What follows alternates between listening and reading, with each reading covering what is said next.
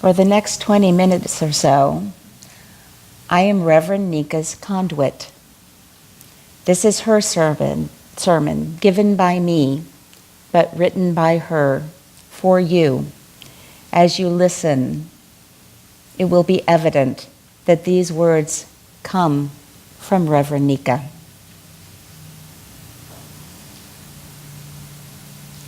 Mother's Day. There is a joke among ministers that Mother's Day is one of the hardest days of the year to preach. Mother's Day is complex, full of hopes and dashed expectations. There are so many different experiences of mothering, as well as feelings of inclusion and exclusion, joy and sadness. In fact, it's always been strange that the idea of gratitude to our mothers is reserved for only one day a year. Motherhood or nurturing others is an ongoing, lifelong, intense, 24/7 occupation that is better served with several expressions of gratitude throughout the year. Or am I being greedy? Perhaps you've wondered where this celebration of Mother's Day originated. Is it just a Hallmark creation like Valentine's Day, Father's Day, or the newly franchised Grandparents' Day? Or is there some history or substance to it? Well, as many Unitarian Universalists may know, it actually emerged as a passionate cry for peace by a Unitarian woman, Julia Ward Howe. She organized it in the late 1800s as a way to stop men and boys from going to war. Famous also for writing the Battle Hymn of the Republic, Julia Ward Howe was a transcendentalist, a mother of 6 children, and an ardent social activist, suffragist, and abolitionist. As one of the early spokeswomen for peace and equality, I'd like to honor her contribution to the creation of Mother's Day. Julia Ward Howe had an unhappy marriage in which her husband did not approve of her writing or doing the things she loved. In her journal, she wrote, "I've been married 20 years today. In the course of that time, I've never known my husband to approve of any act of mine which I myself valued. Books, poems, essays, everything was contemptible in his eyes because it was not his way of doing things. I am much grieved and disconcerted." They considered divorce, but at that time, women didn't have the right to keep their children in a divorce, so that ended the matter for Julia. She wrote to her sister, "His dream was to marry again, some young girl who would love him supremely. I thought it my real duty to give up everything that was dear and sacred to me rather than be forced to leave 2 of my children. I made the greatest sacrifice I can ever be called upon to make." She also talked about how he manipulated her and demanded her obedience by restricting her access to finances. She writes, "Money is power, and a man never wishes a woman to have any that she does not derive from him." Sadly, this story was all too common in the 1800s. Women were considered man's property without rights even to their own children or property of their own. They couldn't change the system because they weren't allowed to vote. It was indentured servitude at best, captivity at worst. With little to love in her marriage, Julia Ward Howe turned her energies toward other matters and began a one-woman peace crusade that began with an impassioned appeal to womanhood to rise against war. She initiated a Mother's Peace Day observance on the 2nd Sunday in June and held the meeting for a number of years. Her idea spread, but was later replaced by the Mother's Day holiday, now celebrated in May. Her Mother's Day peace proclamation begins. "Arise then, women of this day. Arise, all women who have hearts, whether your baptism be of water or of tears. Say firmly, we will not have questions decided by irrelevant agencies. Our husbands shall not come to us reeking with carnage for caresses and applause. Our sons shall not be taken from us to unlearn all that we've been able to teach them of charity, mercy, and patience. We, women of one country, will be too tender of those of another to allow our sons to be trained to injure theirs. She continued by calling all women to gather, share wisdom, mourn together, and find a way for humans to live in peace. You can read more of the proclamation in our hymnal. So the original Mother's Day was not actually a celebration of motherhood, but rather a call for women to come together and remind the world of the values of peace, mercy, and patience. As in our story about Frances Ellen Watkins Harper, I find myself profoundly grateful to the women who paved the way in emancipation and fought so hard for peace and equal rights. I owe a huge debt to them for giving women the opportunity to be educated, to work, and to vote. This struggle took centuries to come to fruition. Without these courageous women fighting for freedom and equality in the face of constant opposition, I couldn't stand here before you today as a professional woman.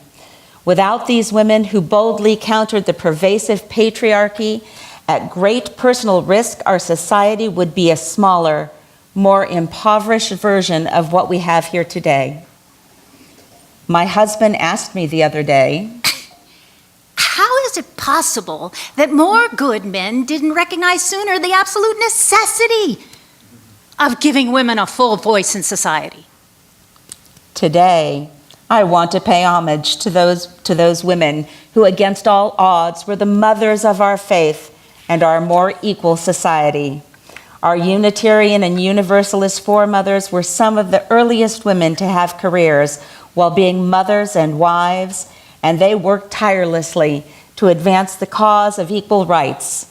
I am particularly inspired by the great strides made by the emancipation of women by the first officially ordained woman minister, Universalist Olympia Brown.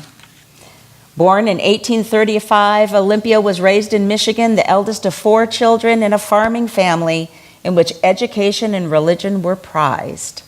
In her day, education for ladies was considered important only in so much as it prepared them to hold a conversation with men. Women were not considered intelligent enough to learn complex ideas, memorize speeches, or speak publicly. They were raised to raise children, look attractive, be accomplished in the home and the arts, and be loyal and dutiful wives and mothers. Despite doors closing in her face repeatedly, Olympia insisted that she wanted to go to college and eventually persuaded Antioch College to accept her. While there, she became very clear that she was called to the ministry.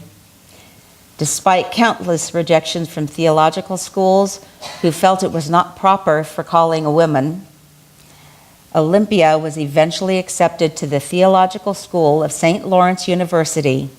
Though she faced continued opposition to her desire to be an ordained minister, despite proving how immensely capable she was, she eventually won out with her powerful, eloquent plea for equality.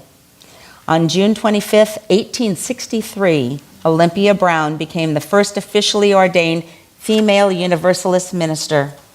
She was subsequently relegated to small, struggling parishes that male ministers had given up on. However, she was able to rebuild and grow them quickly. She married later in life to a man who supported her work, and they had 2 children while she continued her calling. Not surprisingly, she also became passionate about attaining equal rights for women.